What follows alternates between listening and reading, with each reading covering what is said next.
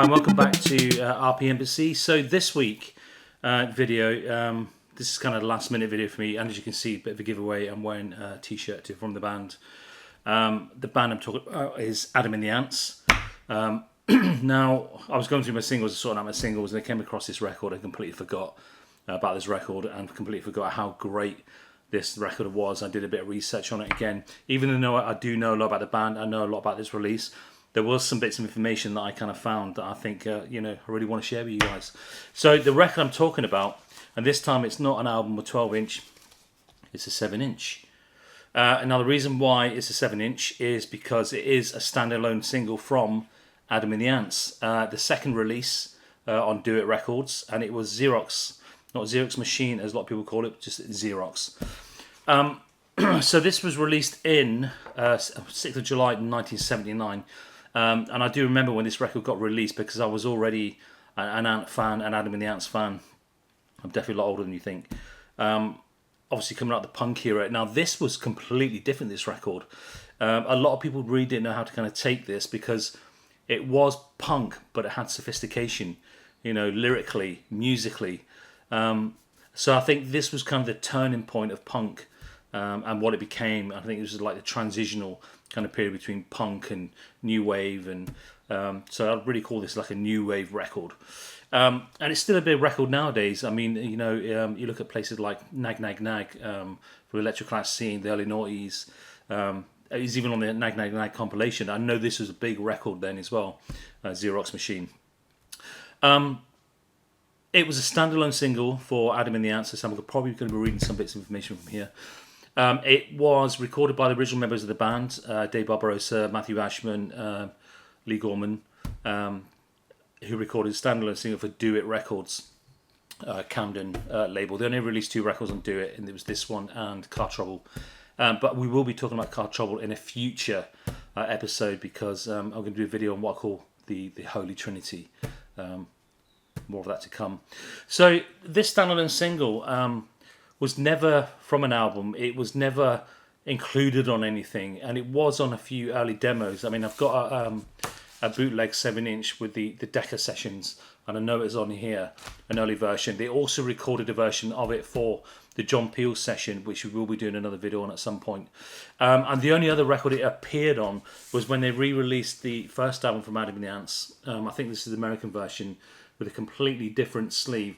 And ironically, this image was taken from the video for Zerox. If you look on YouTube, there is a video for Zerox, and it's just start to finish. It doesn't even leave Adam. He's just dancing and miming to the song with a backdrop of these kind of neon lights. Great video, but this is where the shots have come from. And it is included on here. Side 2, you've got Zerox Cleopatra. So it was included on the reissue of Dirk Wears White Socks. This is definitely the American version, different sleeve. But other than that, it hasn't really appeared anywhere. The cover portrays Image in Motion from 1913, which was an Italian futurist. I hope I get his name right. Anton Bragaglia, who was an Italian futurist, and with the name of the band and the song superimposed on the top of it. Because I do have the past Adam and Antz videos, people have spoke about, where did the Zerox cover come from? And there you go, an Italian futurist called Anton. So lyrically, what this is about, so obviously Zerox Machine is a photocopy, it copies things. And this was basically a metaphor for like stealing other people's lyrics, stealing other people's chords. I mean, you've got the example, I never bought to steal your chords. So just a metaphor for copying stuff.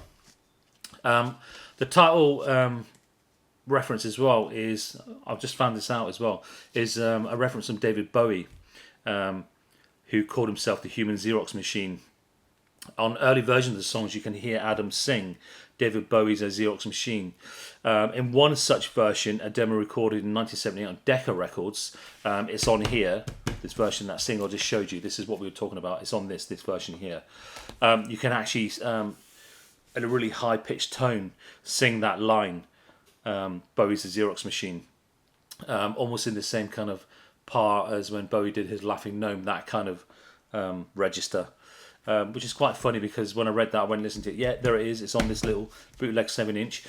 This is a great little bootleg 7-inch actually, the Decca Years. I think I might have picked it up at an Adam in the Antz convention or something. But I do like this. I do like this very much. So the song itself was a big favourite with a lot of the Ant fans as well. Again, it was performed at the John Peel session in 1978 as well. I can't believe that was so long ago. They signed to the independent record label Do It, a Camden label, after leaving Decca. They only released one single on Decca, and that was Young Parisians. And straight away they got in the studio, and this is the first result of that studio session in Camden. They also embarked on a major UK tour prior to the single's release in 1979. Meanwhile, Do It did a music press, some adverts for this single. And if you picked up the Dirk Wears White Socks album, the reissue, the white vinyl one came out maybe 10 years ago. There's all these like the original kind of slips in there. And there's an advert in there for Zerox machine, and this is what we're talking about. So the video, as we spoke about the video, I said it was the only time it's really appeared was on the Stand and Deliver DVD compilation that came out quite a few years ago now. But the video is actually on there. Up to that point, it was just this myth. There is a video for Zerox, and obviously outtakes from that video has been used on the reissue, the Dirk Wears White Socks album, but also it's on the sleeve of Car Trouble, which was taken from that same video. So it hit #1 in the UK indie charts. It failed to kind of get into the charts here, but on its reissue in 1980, end of 81, it did reach number 45, because at that point Adam and the Antz were like huge, and I do remember this being reissued again.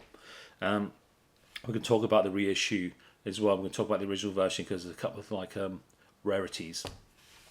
Now the B-side of this was a track called Whipping My Valise. Now the original was really kind of high tempo, and then Matthew Ashman re-recorded it at a slower tempo, which is the version that we know nowadays.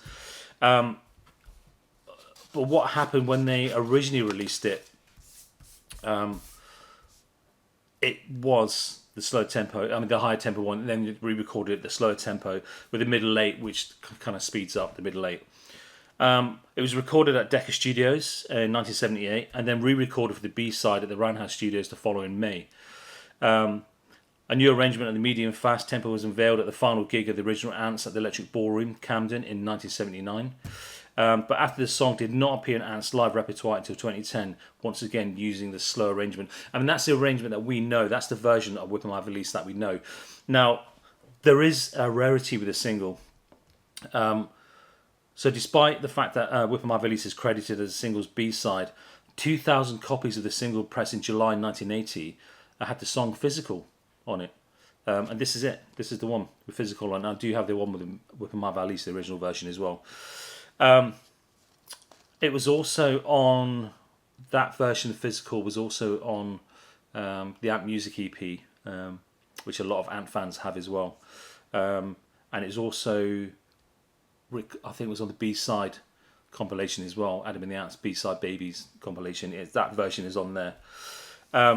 So basically, how that happened was the chief of Do It had done a version like the version of Physical. So he put that on instead of Whipping My Valise, but the title never got changed, and the first 2,000 came out like that. And then obviously Adam then re-recorded Physical for the B-side of Dog Eat Dog, and that's the version you can hear him say, "Eat your heart out, do it," which is a kind of finger up to the Do It Records for trying to like mess up that release. So it's such a great record, and there's such a history behind that record as well. I love the fact that there was like, the first 2,000, it's got a different song, so I implore everyone, if you've got a copy of this, check it out. You may have that version, which is quite a rare version. There's only 2,000 copies with that on it. A standalone, I'm really surprised they haven't really done more with this, or done like an anniversary release. It's only a few years away now. It's going to be 50 years old. 79, so in 2029 it's going to be 50 years old. That's incredible, because I remember the day this got released as well. So I definitely am feeling old. So I really wanted to do a video on this, Adam and the Antz Zerox machine, and that's when you used to spell Adam and the Antz with a Z at the end as well. and also Zerox is spelled with a Z. The Zerox fax machines were with an X as well. Something I want to talk about, there's not been that many covers of this, which I'm really quite surprised. Maybe it's something that a lot of people want to leave alone, but there was one band who did a cover version of this, and this is a band from the early noughties called Client, who actually called it Zerox Machine instead of just Zerox. It came out on 12-inch, that's 2007 it came out, and it was from the album Lights Go Out from 2006. And I think it was also on they did another version for an album after that, in 2007, or some kind of EP. But the remix was great. My band Punx Soundcheck, we did a remix for it as well. And I've got to say, it's probably one of the hardest remixes we've ever had to do. We had to do something like 16 different versions of this track. Maybe they wanted a guitar in it, next they didn't. Then they wanted a different bass line. I've never worked so hard on a remix. And it only came out on vinyl. Didn't actually come out on CD. It was available digitally, but I went to look for it the other day. It's no longer available digitally as well. So it's a good remix. I may release one of the really early versions, which is a lot better. I wasn't happy with the version that they actually chose because I think they meddled in the remix too much. But it is out there, Zerox Machine from Client. And there's a great remix from Atomizer as well, if you're really into that. But that is this week's episode on Adam and the Antz and Zerox. A great new wave record. If you don't know it, check it out. It's got history. There's the limited editions. There's all sorts out there. But check this record out. It's a standalone record from Adam and the Antz. Thank you very much.